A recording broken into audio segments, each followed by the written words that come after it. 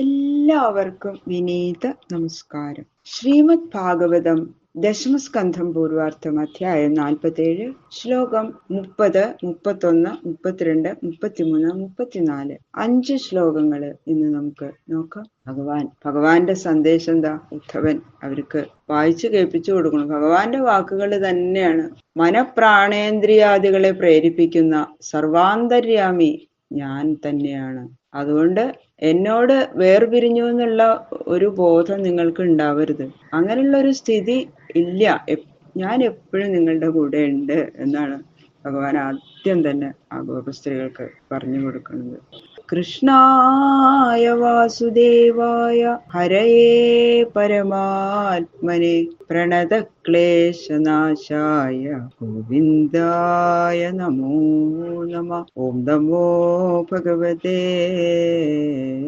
വാസുദേവായ. ശ്ലോകം 30.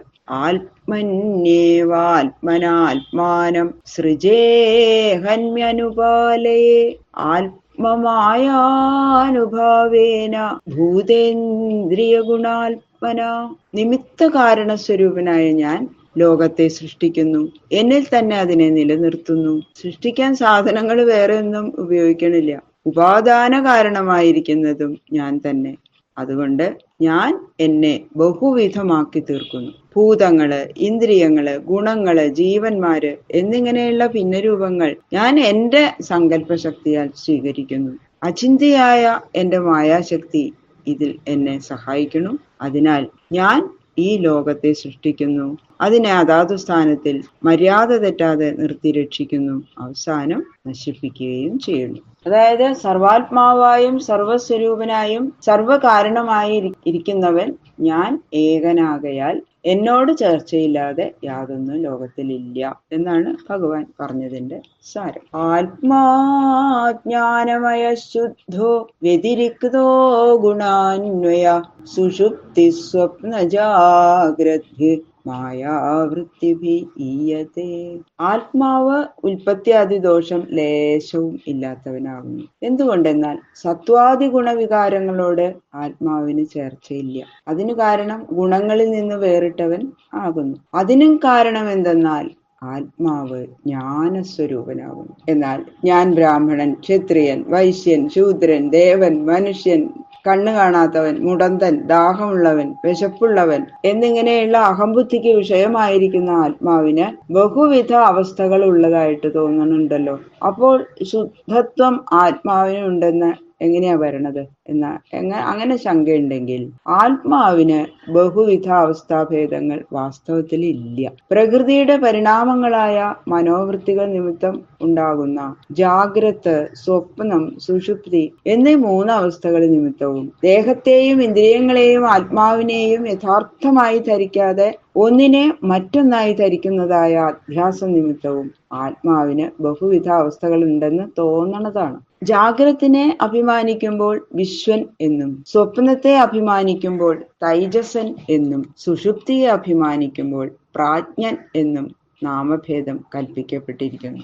ദേഹങ്ങളിൽ ആത്മാധ്യാസ നിമിത്തം ദേഹമാണ് ആത്മാവ് എന്നുള്ള ആ ഒരു ചിന്ത കൊണ്ട് ബ്രാഹ്മണാദിഭാവവും, ഇന്ദ്രിയങ്ങളിൽ അധ്യാസം ഉണ്ടാകുമ്പോൾ കുരുടൻ, മുടന്തൻ എന്നീ ഭാവങ്ങളും, പ്രാണനിൽ അധ്യാസം ഇരിക്കുമ്പോൾ വിശപ്പുള്ളവൻ, ദാഹമുള്ളവൻ എന്നും ഒക്കെ തോന്നുകയാണ്. ഇതിനെല്ലാം കാരണം മായാവൃത്തികളാണ്. അതുകൊണ്ട് മായാവിലാസത്താൽ സർവമായി വിളങ്ങുന്ന ആത്മാവ് ഭൂതാദികൾക്കുള്ള ഉൽപ്പത്തിയാദി ദോഷങ്ങൾ ഒട്ടുമില്ലാത്ത ജ്ഞാനസ്വരൂപനാകുന്നു. ആത്മാവ് ഒന്നേ ഉള്ളൂ, രണ്ടില്ല. ആത്മസ്വരൂപനായിരിക്കുന്ന ഞാൻ തന്നെ ഭവതികളിൽ ആത്മാവായി വിളങ്ങുന്നവൻ. ഈ തത്വം നിങ്ങൾ അറിയുന്നില്ലെങ്കിൽ എന്നോടുകൂടി വിയോഗം നിങ്ങൾക്കുണ്ടെന്നുള്ള വിചാരത്താൽ നിങ്ങൾ പരിതപിക്കുന്നു. അപ്പൊ ആ ദുഃഖം നിങ്ങളുടെ അവിവേകം നിമിത്തം ഉണ്ടാവുന്നതാണ്. ഞാൻ നിങ്ങളുടെ നിന്ന് പിരിഞ്ഞിരിക്കുന്നു എന്നുള്ള ആ വിചാരം, അങ്ങനെയുള്ള ആ ബോധം, ആ ദുഃഖം നിങ്ങളുടെ അവിവേകം നിമിത്തം ഉണ്ടാകുന്നതാണ്. പരമാർത്ഥത്തിൽ നിങ്ങൾ എന്നോട് വേറിട്ടിരിക്കുന്നവരല്ല എന്ന് നന്നായിട്ട് മനസ്സിലാക്കൂ എന്നാണ് ഭഗവാൻ പറഞ്ഞതിന്റെ സാരം. ഏനേന്ദ്രിയാർത്ഥാൻ ധ്യായേത മൃഷാ സ്വപ്നവദുത്ഥിത തന്നിരുന്ധ്യാദിന്ദ്രിയാണി വിനിദ്ര പ്രത്യപദ്യത. സ്വതേ ആത്മാവിനില്ലാത്ത നാനാഭാവഭേദം അനുഭവപ്പെട്ടു എന്നത് മനസ്സങ്കല്പ നിമിത്താണ്. മനസ്സിനെ അടക്കിയാൽ ആത്മാവിന്റെ യഥാർത്ഥമായ ജ്ഞാനസ്വരൂപ അനുഭവം ഉണ്ടാകും എന്ന് ഉപദേശിക്കുന്നു. ഉറങ്ങുന്ന സമയത്ത് സത്യം എന്ന പോലെ തോന്നിയ ആ സ്വപ്ന പദാർത്ഥങ്ങളൊക്കെ ഉണർന്നതിന് ശേഷം ഇത് മുഴുവൻ മിഥ്യയായിരുന്നു എന്ന് മനസ്സിലാവുമല്ലോ.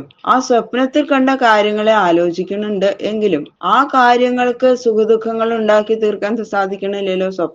ആ സ്വപ്നം കാണുന്ന സമയത്തല്ലേ സുഖദുഃഖങ്ങളൊക്കെ അനുഭവിക്കുള്ളൂ. പിന്നെ അത് ഓർക്കുന്ന സമയത്ത് സുഖദുഃഖങ്ങളൊന്നും നമുക്ക് ഉണ്ടാവണില്ല. അതുപോലെ ശബ്ദാദി വിഷയങ്ങളെ കുറിച്ച് മനസ്സ് ചിന്തിക്കുമ്പോൾ മനസ്സിന് ശ്രോത്രാദികളായ ഇന്ദ്രിയങ്ങളോട് ചേർച്ചയുണ്ടായി ശബ്ദാദി സുഖങ്ങൾ അനുഭവിക്കുന്നു.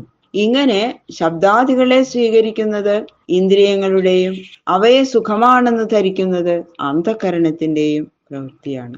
സദാ സുഖസ്വരൂപനായിരിക്കുന്ന ആത്മാവിന് ഈ ശബ്ദാദി വിഷയങ്ങൾ നിമിത്തം യാതൊരു പ്രയോജനവും ഇല്ലെന്ന് മാത്രമല്ല ബന്ധഹേതു കൂടിയാണെന്നുള്ള ബോധത്തെ ആശ്രയിച്ച് മനസ്സിനെ വിഷയങ്ങളിൽ നിന്ന് പിൻവലിക്കുവാൻ വളരെ ശ്രദ്ധ വയ്ക്കേണ്ടതാകുന്നു.